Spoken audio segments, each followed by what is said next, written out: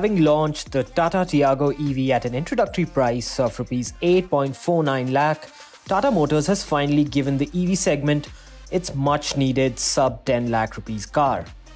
The Tiago EV comes in two powertrains, the smaller 19 kWh battery with a claimed range of 250 kilometers and a larger 24 kWh battery with a claimed range of 315 kilometers. And it bears the distinction of being India's most affordable EV, even if the introductory price is limited to the first 10,000 customers.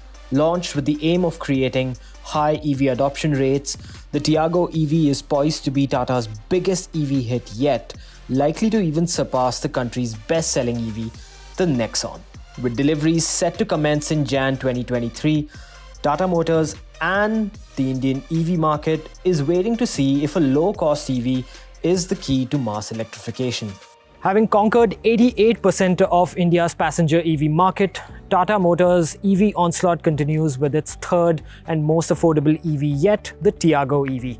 And here to talk about just what it means for India's EV landscape is the president of Tata Motors Passenger Car Division, Mr. Shailesh Chandra. Shailesh, firstly, congratulations on what's such fantastic pricing for an EV. I want to ask you, at a time when the semiconductor crisis is so prevalent and commodity costs are so high, how has Tata Motors managed to, provide such competitive pricing for a car? First, that the challenge was really very Herculean to bring a price of the car at the level at which we have been able to.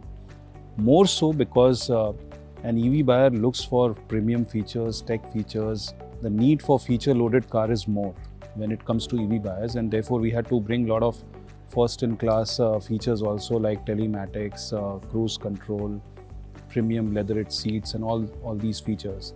So the challenge was even more Herculean, as I said. How we have been able to manage cost or optimize, I would say. One is because of the sheer benefit of going for a conversion EV, which gives you the economies of scale coming from ICE, because you are driving commonality between a larger volume base of ICE. For the same product, we sell about 7,500 of Tiago ICE every month. So you're getting that benefit coming through economies of scale. The capital cost also comes down because you have developed this car as a fraction of cost of what a grounds-up EV would have taken. So you get the advantage of a lower capital cost. Over a period of 3 years, we have also been driving localization. And domestic value addition is high, so that has also helped us bring down the cost. Also, you have seen that we have followed a commonality in the EV powertrain also through Ziptron technology. All these factors have combined together to give an optimal cost for the car, and that has helped us in coming with such kind of aggressive price. And not to forget that we have been able to optimize the need of energy capacity for delivering the same range through the learnings and analytics that we have got from our earlier cars. Speaking of learning, Shailesh, given the fact that it's a Nexon EV that's the big volume seller and the best-selling EV for Tata Motors, it wasn't the Tigor EV which had a lower price point. What do you think the reason behind that is? What are the things that you've learned from that car? And also, what is it that the customer is not willing to compromise in, even at the lower end, that made the Nexon EV a bigger success? See, Nexon EV rides on the advantage of a very popular car, which was Nexon already, being a 5-star rated car, very innovative in its styling, very pleasurable drive. So it had an inherent advantage. There's a growing trend of SUVs, which was also helping it as a trend, and therefore there was a wave of adoption of EVs, and it struck the right balance of price, feature, range, etc., which really helped connect with the customer. I think we have been able to hit a similar, if not better, sweet spot as far as Tiago EV is concerned, and therefore we will be able to see a equally good penetration as we have seen in Nexon EV. As far as Tigor is concerned, the inherent demand for sedan has been less in the country, and therefore if you compare the volume of a Nexon versus Tigor, generally the sedan sells less, and that's the reason why Tigor penetration would not have been as high as Nexon. So this is what I would respond to the question that you asked. You'd mentioned last year that we're about to see an inflection point when it comes to EVs and ICE cars, and you'd said that the price parity is likely to close by around 2023. Now, of course, with battery component prices being what they are and showing no sign of relenting, where do you now foresee this bridging of prices? When I said I'm not really looking at the bridging of prices between, say, a same car in ICE version versus an electric version, because there will always be a premium that electric vehicle will be able to command because of the convenient features, its effortless driving, low running cost and so on. So you have to focus on the total cost of ownership, and you have to take into equation whether the running cost benefit is translating into a faster payback to justify a premium or not. I think that the pricing that we have taken into consideration might be just 10%, 15% more from a pricing perspective. Let's take, for example, Tiago. A Tiago AMT on-road price, which is the automatic version for a petrol, would vary between 8 to 9.5 lakhs. So if that's the on-road price, you don't have a RTO charge in most of the states for electric vehicle. So it's a delta. So that you're saving every year nearly 75,000 in running cost. Your payback is very fast. So that's why I'm saying it is already from a TCO perspective, total cost of ownership perspective, slightly better now. In an ownership period of 5 years, typically people buy a car for 4 or 5 years. So you are actually gaining and saving more in electric vehicle. Correct. You had mentioned this earlier, that there's about 6,500 in savings per month, and given that the price difference is about 3 lakhs, we're looking at roughly 48 months approximately of I would not say it's 3 lakhs, because see, 5.8 you have to compare with a AMT. Right. Okay. Because this is an automatic car. Right. If you compare with MT, then it would manual transmission, then of course the difference will be higher, but you're getting a more sophisticated automatic technology here, right? With more premium features. So the difference is... So the math is overwhelmingly in favor of the Tiago EV. That, and given this extremely disruptive pricing, at what point? Because in the April to August period of this year alone, Tata Motors sold about over 17,000 EVs. How quickly do you expect this to fly off the shelves? In Jan, when we start the deliveries, we expect that we'll be able to meet the requirement through supply ramp up and all. So we'll have to see first in the next 3 months what is the feel that we get in this demand discovery period. Right. Therefore, it should definitely lead to a much higher penetration than where we are today, and therefore should support the electrification story going forward, because this is going to create the larger base of customers who will in future also start upgrading to electric vehicles, which will be coming in the market in higher segments also. Other than just competitive pricing, what are the other factors that you think will lead to widespread penetration in this hatchback segment? There are 3 categories of customers who will feel very excited about it. One, there are customers who can afford more pricier cars, but for a congested city drive, they are looking for a car with premium features but with a smaller footprint. So it is going to attract that kind of a customer base also. Second is that people, because of high congestion, you are seeing a very fast trend of movement towards automatic. So they will immediately see this as a more smoother option or effortless as compared to other gearless technologies that we have. So that's the second category of customer. Third, there are a lot of customers who are driving more than 50 kilometer, 70, 80 kilometer a day. For them, this is going to make tremendous sense because their payback may be a year and a half. So these 3 categories of customers are going to get attracted, and that is the base which will start creating traction. And then it will have a spin-off effect on other customer segments who get influenced by these customers, these adopters. But you also wish to penetrate tier 2, tier 3 cities with this. Now, even the domestic charging infrastructure there is patchwork at best. So what are the measures being taken to ensure that, other than just the pricing, other sort of peripheral aspects of EV ownership are also taken care of? So two things, when you go to the smaller cities, the running is very less. Yeah. Right. So range anxiety, and also between the cities, the distances are not long. Right. Right.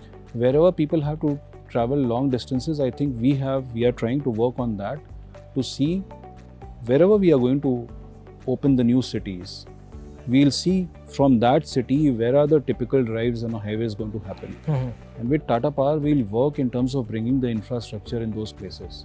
Even if you are able to, in the key spots, if you are able to provide 1 or 2 chargers, it'll just help reduce the range anxiety. If you typically see, we have analyzed that a highway drive in India, two-thirds to 3/4 of the drives are less than 170-180 kilometers. Right.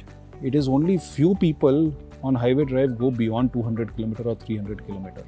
So therefore, which the current cars are capable of doing, but still a customer can get anxious. Yeah. So you have to identify critical spots on the highway, typically where a food mart would be there or people would take a break. We have to just put the chargers in those locations, and that is where not only Tata Power will be working, but now it has gathered interest in other charging infra providers also. But is there anything being done at the residential sort of, level? So for bigger cities, we have started beyond what we are doing already, that if somebody purchases a Tiago EV or any other electric car from us, with the help of Tata Power, we get a charger installed even before the car gets delivered. So that's one option. But what happens if somebody does not have a dedicated parking space? For them, we are working with residential societies to come with common chargers. These are smart chargers which you can, through the app, pay. Also, it has a payment gateway. You can charge for, say, 2 hours or for a 200 rupee amount. You have that option, and you can charge for whatever amount and time you want, and it gets charged. This is what we have been driving in at least 3 cities to start with: Mumbai, Delhi, and Pune. Yeah. About 200 chargers we have already installed, and now we are going to spread this in more cities. So that's the plan. So one, if you have a dedicated charging, there's a solution which we in any case are offering. If you don't have, we'll work with the societies and residential hubs to see if we can put chargers. The new buildings in any case are coming with parking lots which are equipped with chargers. So I think combination of all these efforts is going to bring down the range anxiety as well as the charging infra issue that we are facing. Right. Now, Shailesh, with the Nexon EV, it slowly became the more visible and dominant version of the Nexon. With the Tiago, there's also a CNG version. So what kind of split do you see within the Tiago portfolio between the CNG and the EV? Or are the customers, do they differ in their preferences? See, that's why I'm saying a lot of CNG customers would be also going a lot longer also. Right? So they have a combined advantage of also having a petrol fuel tank, and in combination they have a CNG tank also. So there will be customers who still, because of the price point difference, will go for a CNG. There can be a slight cannibalization that you cannot avoid, but it will not be a major cannibalization given the price point, the feature differences that you will have. You have very different customers possibly for the two, but there is a case for CNG customers to actively consider Tiago as an option. Right. And before we close, Shailesh, I will jump to the future. There are 2 aspects. One is, where does Tata Motors stand on localizing battery manufacturing? And how big a role does that play for Tata's immediate plans in the EV space? So see, as far as battery pack is concerned, that we are already collaborating with TACO, Tata Auto Components, and we have fully localized it, right? As far as cells are concerned, we still import. Yes. Tata Motors is not going to invest in cell manufacturing, but Tata Group might actively think of investing. So that whenever we are able to, when the Tata Group is able to freeze that decision, is when we are going to talk about it more. But there is an intention at a group level and not at Tata Motors level. And talking about, the Gen 3 architecture, To what extent do you think that can help, alleviate a lot of the concerns of a low-cost EV? How much can be expected to increase the range, the potency of and even the safety aspects in the future? I would say that Gen 3 architecture, which is basically a pure EV, Yeah. where you can't do an ICE there. Right.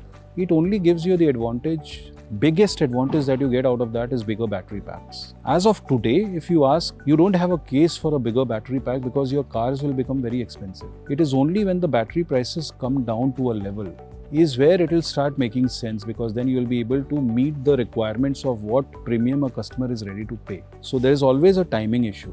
If you ask me, in our current cars also, we can stretch ourselves. Generation 2 products for us can stretch to 500 kilometer range. But today, if I start giving 500, maybe I'll get outpriced at the current battery prices. Right. So therefore, that's why we have gone with a evolution strategy from Gen 1, Gen 2 to Gen 3, so that it moves along with the evolution of the market volumes as well as how the battery prices are trending. And therefore, you have to time it properly, and that's how we will be working on that. And my final question is, 88% is a very sizable chunk of the EV market that Tata comfortably holds. But now with the competition bringing its own EVs in, and you have a very potent EV in the Tiago EV, what kind of dominance are you expecting in this space? If you are the biggest player in the market, Yeah. from a market share perspective, you can only lose. Yeah. Right. So that is not a worry for Tata Motors. Worry for us is that we are a greater share of the growth that is going to happen in this space. And we are more concerned and more, focused on volume growth. And that volume growth can only come if you are expanding your portfolio of products. As you are working towards overcoming the barriers of charging and all that exist, I think we are focused in bringing 10 products in the next 5 years is what we have said. And we are focused on working with ecosystem players like a Taco to do more localization, with Tata Power to come with multiple solutions to the charging problem. I think this is going to be our focus, less obsession on market share. Will the semiconductor crisis is not likely to throw a spanner in this? Semiconductor crisis to a great extent has moderated, not fully over. For certain components you still struggle. Right. Given the ramp up that you have to do on the EV side, it will always be an ongoing challenge. But we'll have to always find mitigating actions, as we have done in the past also. We have possibly managed it in the best possible manner, the semiconductor crisis, and we will try to see how we see the huge ramp up and therefore the semiconductor challenge that we'll have to address. Shailesh, thank you so much for your time, and congratulations again on the Tiago EV. Thank you so much.